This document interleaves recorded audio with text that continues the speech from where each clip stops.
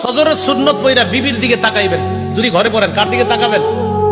বিবির দিকে তাকানোর পর আম্মা জান আয়েশা বলেন, আল্লাহ নবী আমার দিকে তাকানোর পর ফাইন কুনতু মুস্তাইকিজাতান, আমি যদি জাগ্রত থাকতাম হাদদাসানি, আল্লাহ নবী আমার সাথে কথা বলতেন।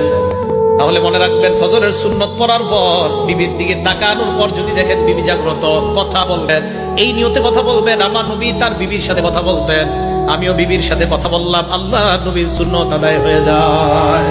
আম্মা জান বলেন, ফাইন কুনতু নাইমা, নবী আমার দিকে তাকায় যদি দেখতেন আমি ঘুমন্ত, আইকাযানি, আমাকে জাগায়া দিতেন। তাহলে সুন্নত পড়ার পর বিবির দিকে তাকানোর পর আপনার দুই কাজ। এক নাম্বার, যদি দেখেন বিবি জাগ্রত কথা বলবেন, যদি দেখেন বিবি ঘুমন্ত তাহলে বিবিকে জাগায়া দিবেন। এই গেল চতুর্থ আমল। পঞ্চম আমল যদিও করতে বলবো, আমি বলবো আপনারা বেশিক্ষণ করেন না। আম্মা জান আয়েশা বলেন, নবীজি যখন দেখতেন ফজরের অনেক সময় বাকি আছে, আল্লাহ নবী সুন্নত পড়ার পর ইত্তাজা আলা শিক্কিহিল আইমান, নবীজি ডান কাত হয়ে একটু শুইতেন। আপনারা শুইলে তো ঘুমাই যাবেন।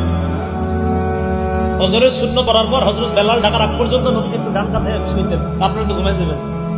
আপনারা কি করবেন?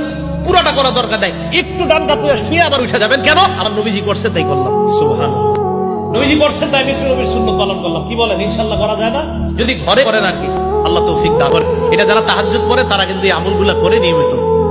আল্লাহ আমাদের সকলকে আমলগুলা করার তৌফিক দান করেন। ভাই, একদিন নবীর সুন্নত পালন করেন না, একটা দিন করেন, অন্তত কিয়ামতের মাঠে বলতে পারবেন তো একটা দিন করেন না যে আল্লাহ আমি ঘরে সুন্নত পড়ছিলাম, সুন্নতের পর বিবিরে জাগ্রত করেছিলাম, বিবির সাথে কথা বলেছিলাম, আল্লাহ এরপর আমি একটু ডান কাত হয়ে শুয়েছিলাম, এই আমলগুলো তোমার নবী করতো, আমিও করছি।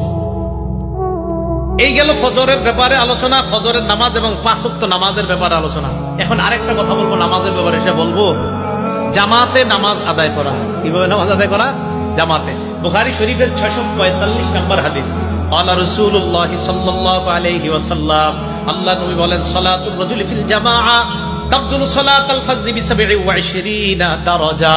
নবীজি বলেন, জামাতের সাথে নামাজ আদায় করা, একাকী এক ব্যক্তি নামাজ আদায় করলো, আমি একা নামাজ পড়লাম নি, জামাতের সাথে নামাজ আদায় করলো, আল্লাহ নবী বলেন যে ব্যক্তি জামাতে করলো তার আমল নামায় আল্লাহ 27 গুণ বেশি সওয়াব দিয়ে দেয়। কয় গুণ? 27 গুণ। রিয়াজুস সলিহিনের একটা হাদিস শুনে, একটা কিতাব আছে রিয়াজুস সলিহিন, ইমাম নববীর লেখা। এক অন্ধ সাহাবা নবীজির কাছে আসছে, আসার পর আল্লাহ নবীকে বললেন, হুজুর লাইসা লি কাইদুন ইয়াকুদুনি ইলাল মসজিদ, হুজুর এমন কেউ নাই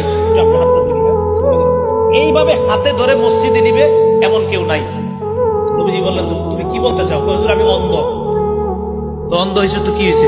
অন্ধ মানুষ হুজুর, আমি যে কারো হাত ধরে আনবো বা কেউ আমার ধরে আনবে এরকম নাই। তুমি কি বলতে চাও সেটা বলো। হুজুর আমি কি বাসায় নামাজ পড়লে হবে, ঘরে নামাজ পড়লে হবে? তখন নবীজি একটু চিন্তা করে বলেন, হ্যাঁ ঠিক আছে, ঘরে নামাজ পড়ে যাও। এতটুকু বুঝছেন সবাই? অন্ধ সাহাবা, মসজিদে আসার মতো কেউ নাই, নবীজি বললেন হ্যাঁ ঘরে নামাজ পড়ো। হাদিস কিন্তু শেষ হয় নাই, একটু শুই না কেউ দৌড় দিয়ে শুনে।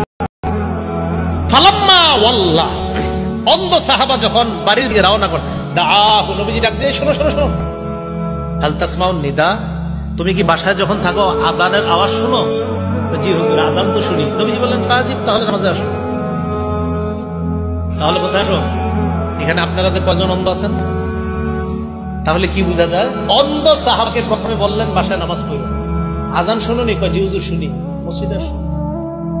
এখন তো মাশাআল্লাহ মাইকের আওয়াজ মুখের চেয়ে আরো কম যায় না বেশি যায়? কি পরিমাণ নামাজে আসা উচিত। ভাই জামাত মিস করেন না, পুরুষরা জামাত মিস করেন না, জামাত আইলেন। আল্লাহ আমি সহ আমাদের সকলকে জামাতের প্রতি গুরুত্ব দিয়ে যেন আমরা সালাত গুলো আদায় করতে পারি, আল্লাহ তৌফিক দান করেন।